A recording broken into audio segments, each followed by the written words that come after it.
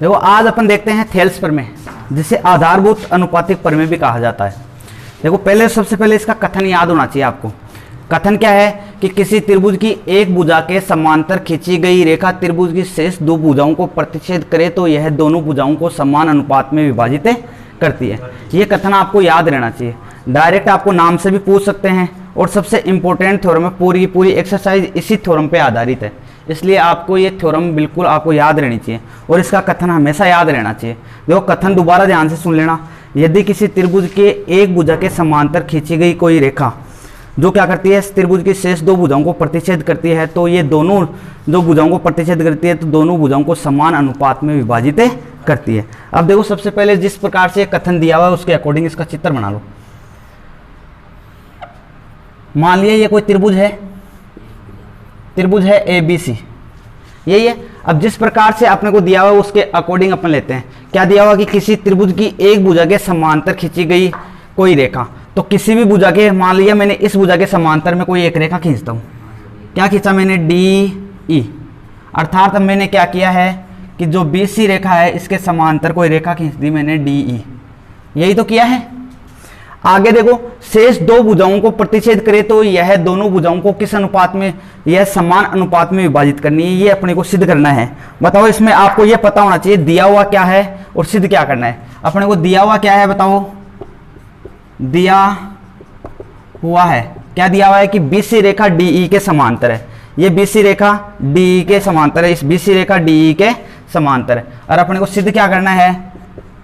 सिद्ध करना है इनका जो अनुपात है वो क्या होना चाहिए? बराबर। इसका अनुपात का मतलब ये भुजा इसके समांतर है, इसका मतलब अपने को इनका भुजाओं का किस अनुपात में विभाजित कर रही है, ये अनुपात बराबर होना चाहिए। इसका मतलब अपने को सिद्ध करना है AD बटा DB बराबर AE बटा EC, ये अपने को सिद्ध करना है। और दिया हुआ है अपने को ये, इसको दे दो समीकरण नंबर 1। अब देखो मैं इसकी थोड़ी रचना करता हूं। रचना से मैंने क्या किया, मैंने बिंदु E से AB भुजा पे लंब डाला और एक क्या कर दिया, बिंदु D से AC भुजा पे क्या डाल दिया मैंने? लंब डाल दिया। और उसके साथ साथ B को E से मिला दिया, B को किससे मिला दिया? E से, और D को C से। बताओ मैंने रचना से क्या किया, और इनको पॉइंट नाम दे दो कोई भी, जिसको नाम दे दिया, जैसे मैंने इसको दे दिया M और इसको नाम दे दिया मैंने N। यहां से देखो मैंने क्या किया, रचना से मैंने कर दिया कि जो DN है ये किस पे लंब डाला मैंने? AC पर। और EM है ये किस पे लंब डाला मैंने? AB पे। मैंने ये दो काम कर दिया। और इसके साथ साथ बिंदु B को क्या कर दिया मैंने? बिंदु B को E से तथा C को बिंदु C को किससे मिलाया?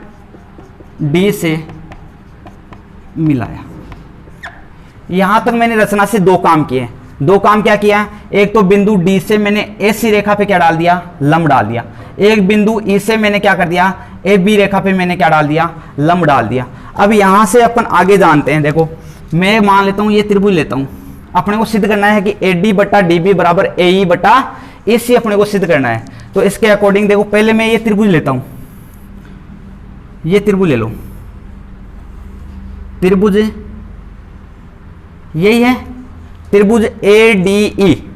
अब अपन एक चीज जानते हैं कि किसी भी त्रिभुज ADE का क्षेत्रफल बताओ क्या हो जाएगा? 1/2 आधार इंटू ऊंचाई, यही तो होता है या नहीं होता? तो यहां से बताओ इस त्रिभुज को अगर मैं इस अकॉर्डिंग लेना चाहूं तो ये बताओ इसकी, ये D, ये E और ये A, इससे मैंने क्या डाल दिया? यहां से देखो ये वाला त्रिभुज है ADE, यही तो है। इसकी ऊंचाई कितनी होगी इस भुजा के आधार पे बताओ? ये इसका आधार है, तो यहां से आधार से इस पे देखो ये लंब डला हुआ है, इसका मतलब ये इसकी ऊंचाई आएगी नहीं आएगी? इसका मतलब 1/2 आधार कितना है? AD इंटू ऊंचाई, ऊंचाई कितनी है? EM। इसको दे दो समीकरण नंबर 1। समीकरण 1 दिया हुआ है, ये कोई काम ही नहीं आएगा, इसको रहने दो आप। इसको दे दो समीकरण नंबर 1। तो त्रिभुज ADE का क्षेत्रफल आया, क्या आया, 1/2 AD इंटू EM। अब इसी के साथ बताओ मेरे को, ये इसका क्षेत्रफल है, तो मैं त्रिभुज अब कौन सा लेता हूँ, त्रिभुज ये वाला ले लो, त्रिभुज DEB का क्षेत्रफल बताओ ये क्या आ जाएगा, 1/2 इसका, देखो इस वाले त्रिभुज का, इस वाले त्रिभुज का ये इसका आधार, अरे ये आधार से ये इसकी ऊंचाई है या नहीं है, सीधी ऊंचाई। देखो इस प्रकार का दिया हुआ है, ये आपने को क्या दिया हुआ है, कुछ इस प्रकार की इस आकृति दी हुई है, तो ये इसका आधार है, तो इसकी ऊंचाई तो यही होगी या नहीं होगी, सीधी ऊंचाई। ऊंचाई सीधी होती है, लंबवत ऊंचाई तो होती है सीधी, तो इसका मतलब ये इसकी लंबवत ऊंचाई तो कितनी है, EM, और आधार कितना है, BD। तो ये क्या जाएगा, BD इंटू EM, समीकरण नंबर 2। तो यहां से मैं क्या लिख सकता हूं बताओ, इसका क्षेत्रफल आ गया, यहां से बताओ समीकरण 1 समीकरण 2 से, यहां से देखो समीकरण 1 क्या था, त्रिभुज ADE का क्षेत्रफल बटा त्रिभुज DEB का क्षेत्रफल, DEB का क्षेत्रफल बताओ कितना आया, 1/2 इंटू AD इंटू EM बटा DEB का क्षेत्रफल कितना आया था बताओ, 1/2 इंटू BD इंटू EM। बताओ ये कितना है, 1/2 से 1/2 कैंसिल, EM से EM कैंसिल, ये क्या आया, AD बटा BD, समीकरण नंबर 3। यहां तक कोई दिक्कत है क्या, कोई डाउट है यहां तक, देखो आगे। अब यही से मैं एक चीज और बताओ, इस त्रिभुज से आपको देखने से पता चल रहा है, मैं अब इसी का त्रिभुज का निकालना चाहूं क्षेत्रफल, और इस बार आधार ये लेना चाहूं, तो यहां से इसकी लंबवत की दूरी कितनी है, यही तो है। तो त्रिभुज ADE का क्षेत्रफल, यहां त्रिभुज ADE का क्षेत्रफल बताओ इस आधार के अकॉर्डिंग लो, इस आधार के कारण ये इसकी लंबवत ऊंचाई होगी या नहीं होगी, ये इसकी लंबवत ऊंचाई, आधार कितना है, 1/2 इंटू आधार कितना है, AE इंटू इसकी ऊंचाई कितनी आ गई, DN, समीकरण नंबर 4 ये आया। इसके बाद में देखो इसका क्षेत्रफल आ गया, यहां से इस त्रिभुज का क्षेत्रफल और निकालो, त्रिभुज ये रहा, त्रिभुज DEC का क्षेत्रफल, त्रिभुज DEC का क्षेत्रफल बताओ क्या आएगा, 1/2 इंटू, देखो इस त्रिभुज का क्षेत्रफल, इस त्रिभुज का क्षेत्रफल चाहिए तो इसका आधार ये है, और इसकी ऊंचाई देखो सेम ऐसा बन रहा है, ये इसकी ऊर्ध्वाधर जो लंबवत ऊंचाई होगी यही तो होगी लंबवत ऊंचाई इसकी, तो लंबवत ऊंचाई तो कितनी है, DN, और इसकी आधार कितना है, EC, तो आधार कितना आ गया, EC इंटू ऊंचाई कितनी आ गई, DN, समीकरण नंबर 5। तो यहां से बताओ समीकरण 4 बटा समीकरण 5 से, यहां से क्या आ जाएगा बताओ, त्रिभुज ADE का क्षेत्रफल बटा त्रिभुज DEC का क्षेत्रफल बताओ कितना आएगा, 1/2 इंटू AE इंटू DN बटा 1/2 इंटू EC इंटू DN। यहाँ से देखो DN से DN कैंसिल, 1/2 से 1/2 कैंसिल, क्या बचा, AE बटा EC, समीकरण नंबर 6 ये आएगा। अब अपने एक चीज जानते हैं, देखो अपने एक थ्योरम पढ़ी थी, क्या पढ़ा था कि ये रेखा इसके समांतर है या नहीं, बताओ अपने पास दिया हुआ है, क्या दिया हुआ है कि BC रेखा क्या है, DE के समांतर। तो एक ही दो समांतर रेखाओं के मध्य उभयनिष्ठ आधार से बने हुए त्रिभुज का क्षेत्रफल क्या होता है, समान होता है या नहीं होता, क्योंकि अपने को क्या दिया हुआ है, अपने को दिया हुआ है कि BC समांतर है DE। तो यहां से मैं क्या लिख सकता हूं, तो उभयनिष्ठ आधार से, ये उभयनिष्ठ आधार है या नहीं है, अरे ये इस प्रकार की आकृति है या नहीं, ये DE इसको मान लो और BC इसको मान लो, तो इस प्रकार से बना हुआ है या नहीं, बताओ ये दोनों रेखाएं समांतर है, इसको मैंने मान लिया डी ई और इसको मान लिया बी सी। डी से एक तो ये बन रहा है, कौन सा त्रिभुज बन रहा है, डी बी ई। बताओ डी बी ई कौन सा है, ये रहा त्रिभुज डी बी ई। और एक बन रहा है डी बी ई, एक बन रहा है डी ई बी और एक डी सी ई, एक ये बन रहा है।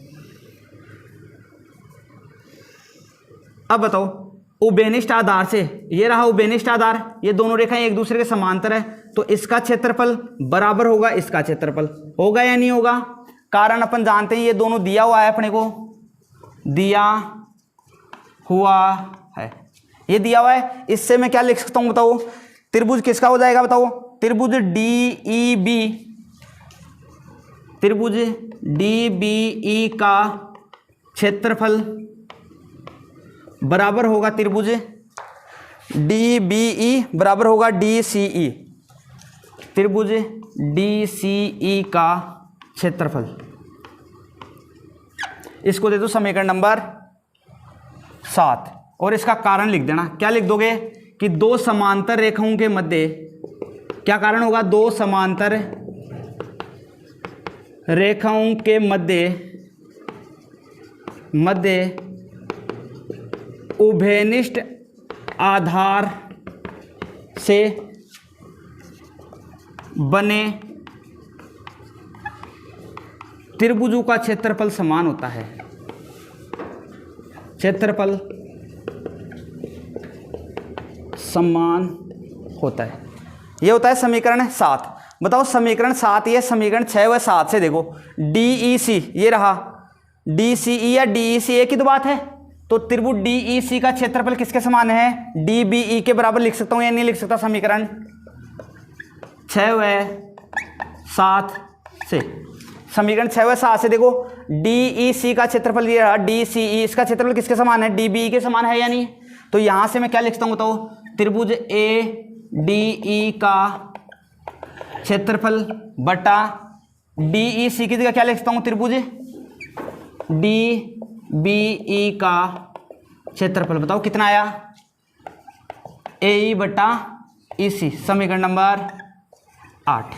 देखो समीकरण 8 और समीकरण 3 देखो ए डी ई का क्षेत्रफल ये रहा ए डी ई का क्षेत्रफल, डी ई बी ये रहा डी बी ई या डी ई बी, एक ही तो बात है। तो ये दोनों समान है, तो ये दोनों भी तो समान होंगे या नहीं होंगे। समीकरण 3 है समीकरण 8 से, तो यहां पे लिख देना समीकरण 3 व समीकरण 8 से। ये दोनों देखो त्रिभुज ए डी ई का क्षेत्रफल बटा डी बी ई का क्षेत्रफल, ये दोनों बराबर है। ये रहा त्रिभुज ए डी ई का क्षेत्रफल बटा त्रिभुज डी ई बी का क्षेत्रफल, ये दोनों बराबर है, तो इनके एल एच एस पार्ट बराबर, तो आर एच एस पार्ट भी बराबर ही होंगे। तो यहां से क्या आ गया बताओ, ए डी बटा बी डी बराबर क्या आया, ए ई बटा ई सी। यही अपने को प्रूफ करना था, बताओ यही अपने को सिद्ध करना था, यानी ए डी बटा डी बी या बी डी ए की बात है बराबर ए ई बटा ई सी। समझ में आया या नहीं आया बताओ।